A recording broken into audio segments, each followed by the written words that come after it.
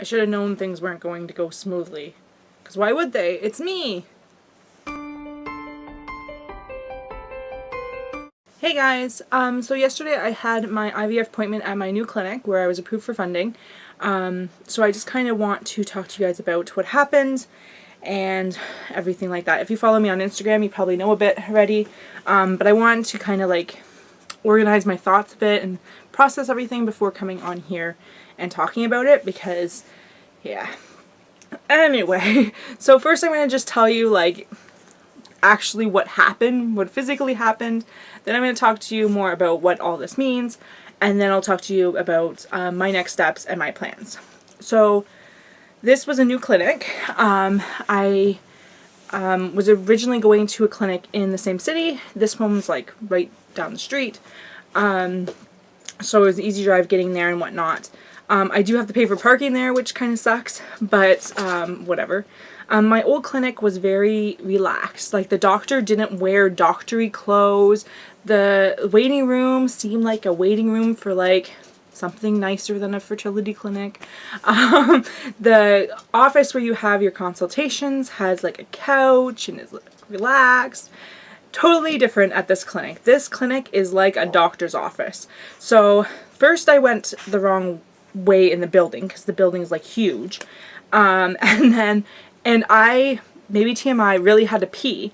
But at this point I was like 10 minutes away from my appointment time and I was so worried about being late because my other clinic, you walked in, you checked in with the secretary who's right there, and then you sit down for a couple minutes and then the doctor calls you, you go in with the doctor and you have your consult or whatever. Where you go in with the nurse right into the room for your monitoring and whatnot. So that's kind of what I was expecting. No. So had to pee really bad. And then, so I get up where I'm supposed to be and I can't figure out what I'm supposed to do. Like, there's a waiting room and then like there's a desk, like, and like kind of like, you know, with the ER, like how there's like the receptionist, but there's like a glass thing in front of them and you just kind of hand things onto the little plastic thing. Anyway, so there's like that. So I'm like, is this the fertility clinic? And she's like, yeah, you have to go take a number and you'll be called for registration. Okay. So this was new because I'm used to just walking up to the desk and checking in. So anyway, so I go and I grab a number and I sit down and next number pops up on the screen. I have number 2 and pops up on the screen as number 4 and I'm like, what? So I'm just sitting there. Eventually she comes and she's like, oh, you can come check in now. It's like, okay, because nobody had moved at this point. Anyway, so I check in and then she's like, she gives me all this paperwork and she's like, okay, hand this to the nurse when she comes and gets you. So I sit down for a bit and the nurse comes and then right away I'm weighed and my blood pressure's taken, which I've never had that done at the other clinic.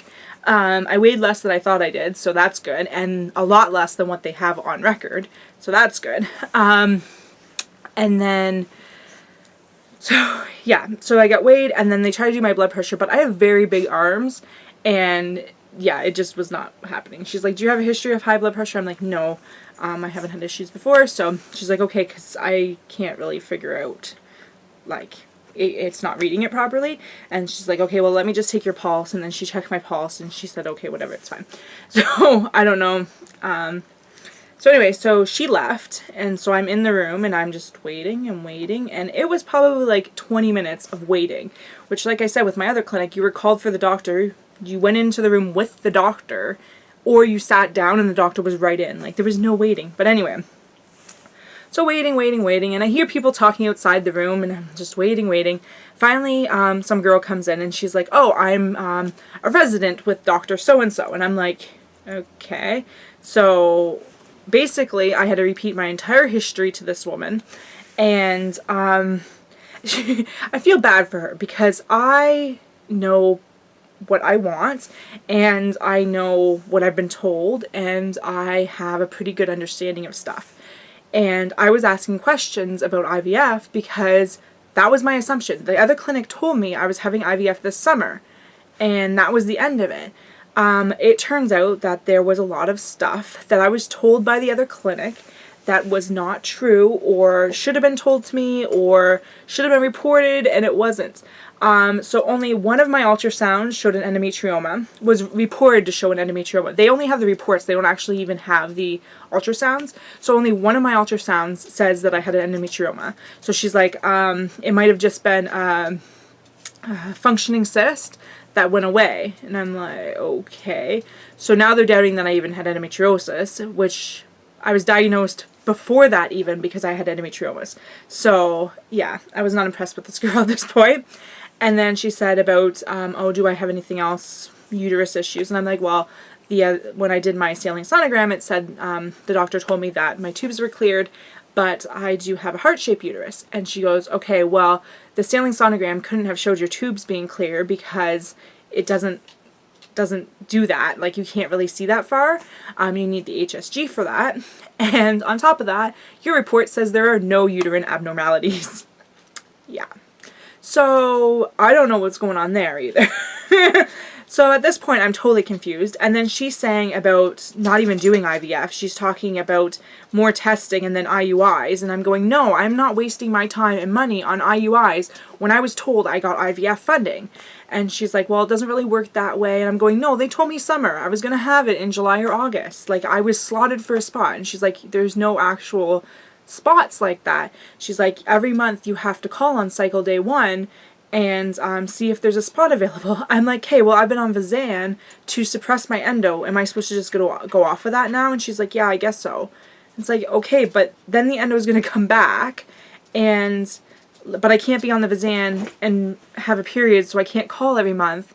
And like, so basically, like, I'm screwed. And anyway, I was not impressed at this point, and I was asking other questions, and basically she was just like, okay, let me go talk to the doctor and we'll figure out, because I was asking about the testing and like timelines and what was exactly happening.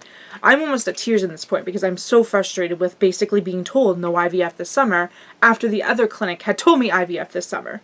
So anyway, she leaves for like 15 minutes and comes back with the doctor, and the doctor's like, so we're gonna have to repeat the saline sonogram, we're gonna do HSG. And they had like all this paperwork to give me explaining stuff. We're going to do that.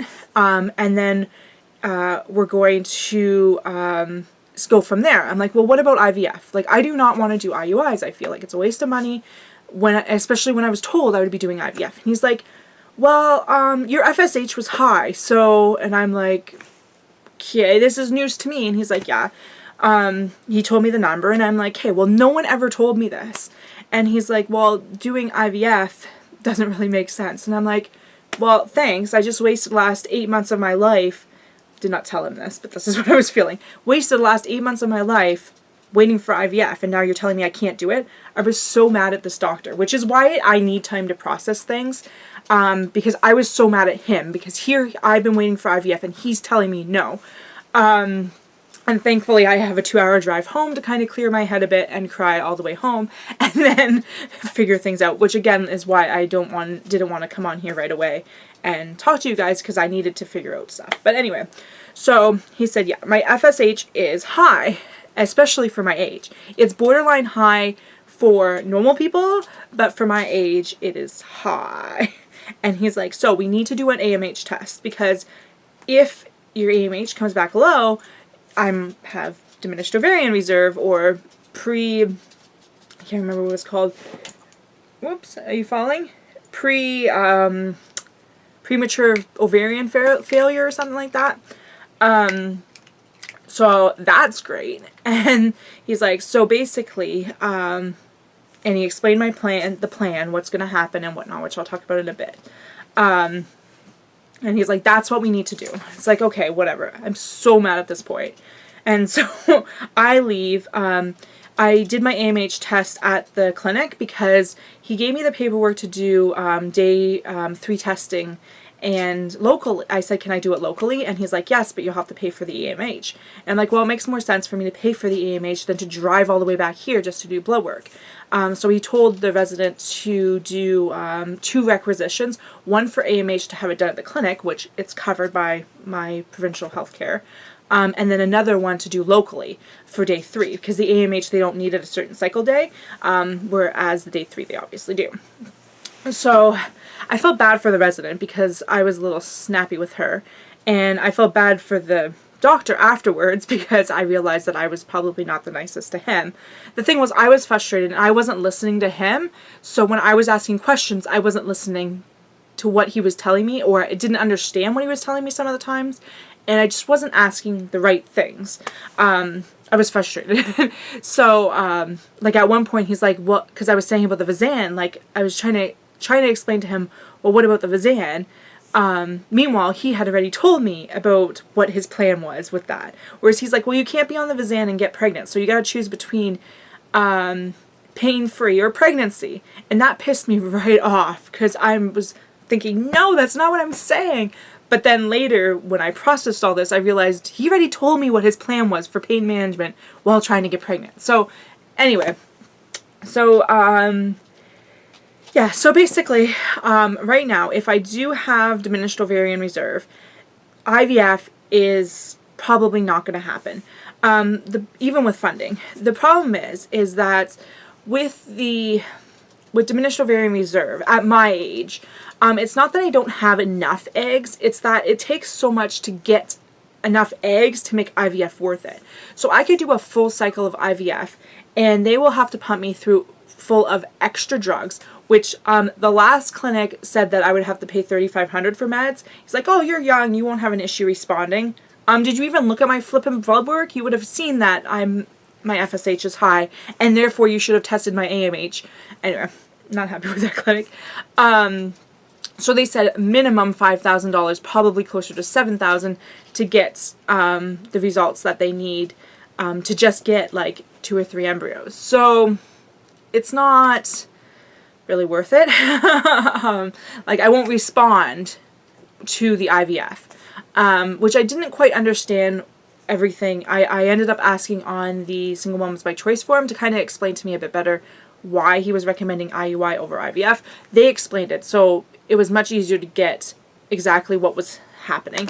I was at the clinic for 2 hours between walking in the door and walking out after my blood work. 2 hours. And I didn't pee during that 2 hours. I peed right before leaving. Anyway, so, yeah, so basically IVF would be a waste because I might only get 1 or 2 embryos, maybe 3, and they might not even be the best quality. And because I would need so much more meds, my cost skyrockets. Whereas if I do IUI is also covered, the procedure itself, so I would just have to pay for donor.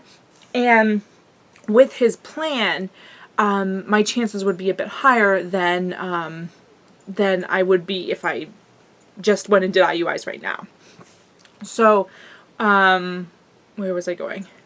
So yeah, the success rate for a medicated IUI ends up to be the same as an IVF when in my case.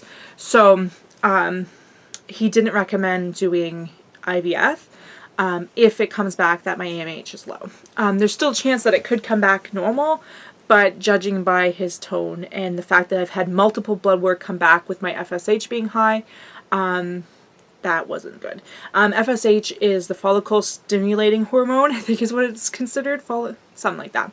Basically, your body sends this out to make your follicles grow, and then the LH makes you ovulate, and you're all good.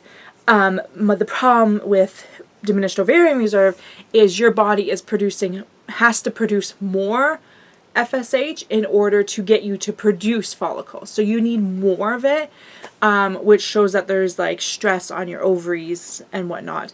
The way I've kind of figured things out is it's possible that my endo is doing something with my ovaries, causing it to have issues.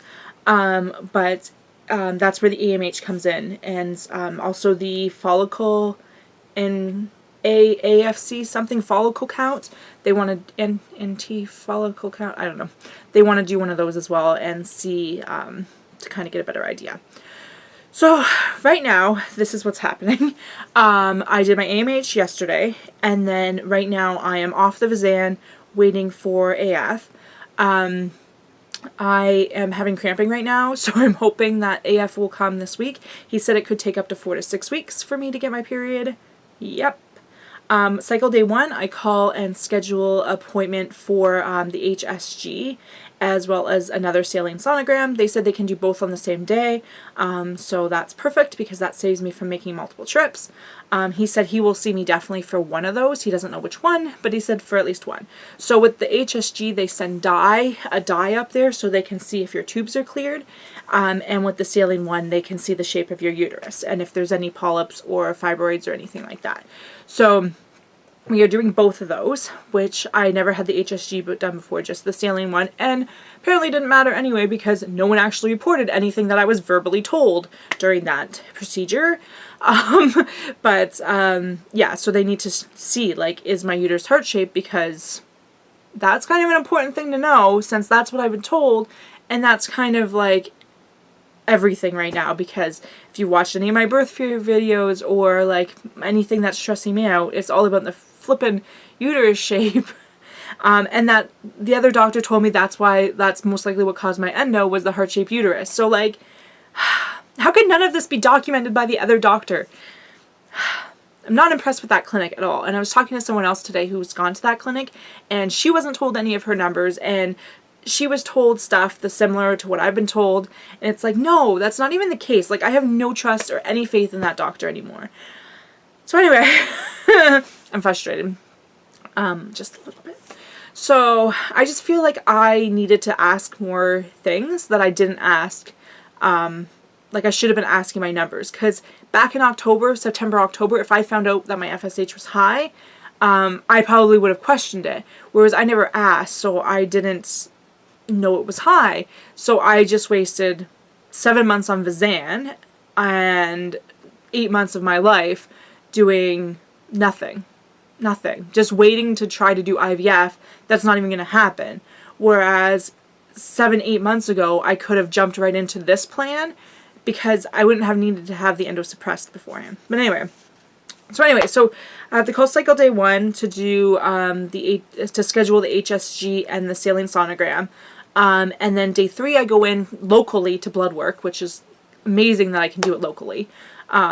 Whereas the other clinic made me drive all the time. I'm not having an ultrasound done though, so maybe that's the difference. I'm not having a day 3 ultrasound done. So then at the end of my period, so probably like cycle day 7 or 8, they will do the HSG and saline sonogram, and then we will go from there.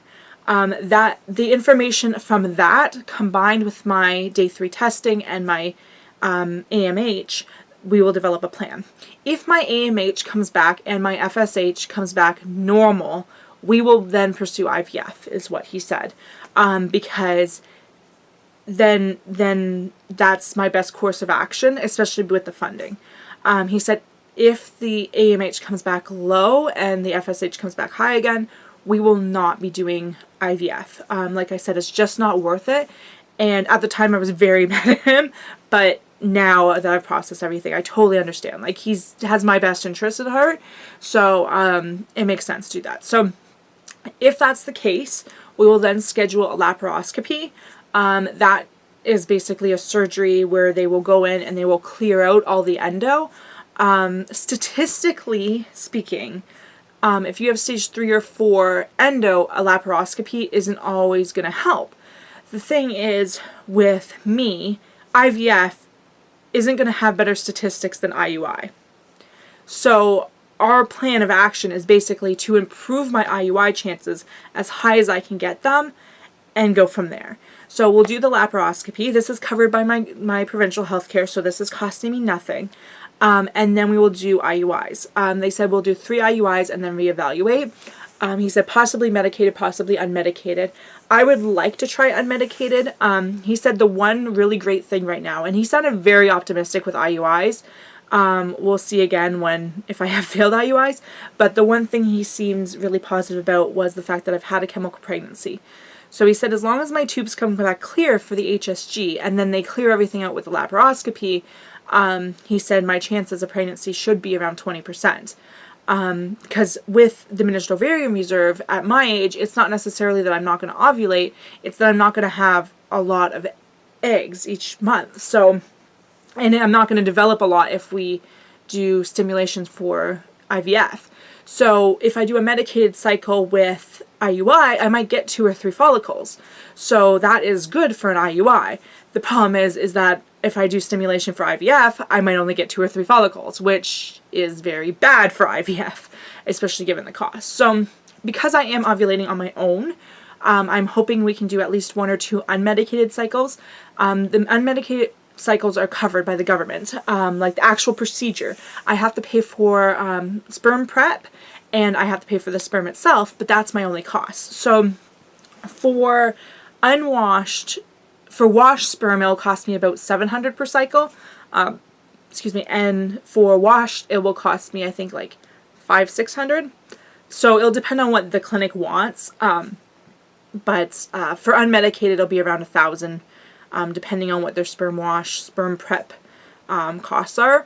But the thing is, if I can get pregnant with an unmedicated IUI, then I've saved myself a lot of money. I'm trying not to have too much hope that that's going to work, because everything that I've read with endo points to stage 3 and 4, even with the laparoscopy, having low chance of success. But, yeah, I'm hoping that he's right, that with a laparoscopy and the fact that I've had a chemical pregnancy, that there is actually hope that it will work. So that's kind of our game plan right now. If we do medicated cycles, it will obviously be a bit more. The thing is, right now, I can do an unmedicated or a medicated cycle while working. Medicated is a bit more complicated, but if I go work somewhere that I can work evenings, then I can do all my appointments in the morning. And the thing is, before with IVF, it's kind of like when you get in, you're stuck with that schedule for the month. Whereas with IUIs, if I am doing training or something for work and I can't get in evening shifts, then I can just skip that cycle. I don't want to, especially because I know if I have the laparoscopy done, the first 6 months is my highest chance of success. But if I need to go back to work, I need to go back to work. So right now, financially, I would like to do 3 unmedicated, or possibly 2 unmedicated and then a medicated. Because I think I can afford to stay off work long enough to do that. I don't know how long things are going to take. Like, one, it depends on when I get AF. If it takes me a month to get AF, which I don't think it will, but if it does, then I gotta wait, I think it's like 2-month wait for surgery. So that's 3 months from now. So we're at May almost, May, June, July. So maybe August, September might be my first cycle. So if I did September, October, November, that financially would be possible, and then go back to work in December regardless of whether or not I'm pregnant or not. If I get pregnant, obviously I'll go back to work right away. But yeah, so that's kind of what's happening. If IUIs fail, I have to be really firm with myself and kind of draw the line, because I know with myself when I was doing insemination at home, it was always like, oh, just one more, and I need to make sure I draw the line with IUIs, because it adds up, and it adds up fast, especially if I'm doing medicated cycles. So I don't want all my IUIs to add up the same as an IVF, even though statistically my chances of getting pregnant within the first 3 are pretty good, and after 3 it's not that great, but still it's higher than IVF.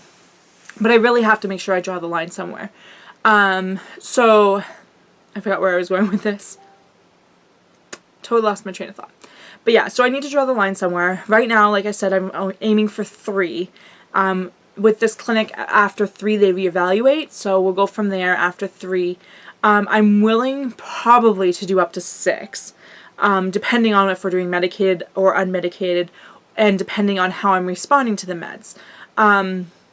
If I'm responding to the meds and it's just we're trying to get that perfect egg, then I'm probably more willing to do more. But if it's I'm using a shit ton of drugs and I'm not even getting anywhere, then I'm not really willing to pay more for something that's not working. If IUF fails and I have decided to move on, my choice at this point comes to 2 different options, leaning towards one specific option. Donor egg is obviously the next step. A lot of people, if you haven't been watching me, are probably thinking, why don't you just adopt? I did adoption. I'm not doing adoption again. It is my last option. Which if you followed my journey, you understand why. But anyway, I'm not going to go into it here. But egg donor, it is, I think it was like $1,700 for the eggs, plus the transfer, plus the sperm, yeah, and plus meds for the transfer. So it'll work out to be $20,000 and $25,000. And then the other option, which I'm really leaning towards, is embryo adoption through California Conceptions, I think it's called. There was one in Florida that I was looking into, Embryo Adoption International or Embryo Donation International, something like that. Because I found someone on Instagram who went through them and we were talking about that. But I think the California one's cheaper and has higher success rates. The reason for that is with the embryo donation in Florida, they are using leftover embryos, whereas the one in California are creating embryos to transfer. So it's basically using a donor egg, donor sperm, mixing them together, and that's your embryo. I'm not going to get into the ethics of that versus the other, but it is $12,500 for 3 tries. So for me financially, that's US is a great option. Because the first try is going to be obviously the most expensive because I'm paying that $12,500 plus meds plus flying there and doing the transfer. But then if that first transfer fails, I just have to come up with meds and flight and hotel again, which flight's around $500, hotels around $1,000 US. So $1,500 US plus meds, which when you're doing a frozen embryo transfer isn't that much anyway. So that would be my next step. And then once I get through my 3 tries, then I will probably move on to public adoption because I will be broker than I am now. And yeah, there's a small chance that I might try to do international adoption again, but we'll have to kind of see what happens at that point. It's going to take me about 2 years to save up for the embryo adoption. So yeah, plus whatever time it takes me to do the IUIs before giving up. So it's probably like 3 or 4 years from now before I even get to the point where I can do the embryo adoption, if I get to that point. So probably like almost 10 years before I do the adoption stuff, because I financially am not. It's just going to take me so long to get financially ready for an international adoption or for domestic adoption. Just because it's expensive. Even if you do public adoption and it's free, like it's legally free, but it's still financially I have to pay down a lot of debt and I have to like get myself ready. I'm currently living with my parents to save money. Well, I can't do that forever. So anyway, we're hoping that doesn't come to that. Hopefully the IUIs work. Slightly tempted that if the IUIs, I stop doing IUIs, I will use a known donor, but legally it's harder. And then there's that 6 months window when my endo will be the best. So if we pass that 6 months and things really aren't happening, the chances of something happening really aren't high, and my periods are so painful that it affects my quality of life. So if I come out of that 6 month window still not pregnant, then I really have to think about going back on the Vazan and then just waiting it out for the embryo adoption. So that's kind of where I'm at right now. I wish I had better news for you guys. I wish I had more positive news, and like, I'm really frustrated because this other clinic I feel like has misled me so much with things, and like, just so frustrated because I really thought, okay, well, I'm going to do IVF in August. I'll have a baby in my arms by this time next year. And that's the end of it. And really, that's not it. And especially because they've left so much out of reports, and they failed to tell me that my FSH was high. Like, how do you not tell someone that they are 28, 27 at the time, and might have diminished ovarian reserve? How could you do that? And how could you not test the AMH to see if that's true? Anyway, I'm so frustrated. So yeah, that's it for today, guys. Don't forget to subscribe to follow me on this crazy journey. If you have any questions or comments, feel free to post them down below. And I'll see you guys later. I'll let you know when AF shows. Can you work full-time and homeschool your child? Of course you can. Here's my explanation why.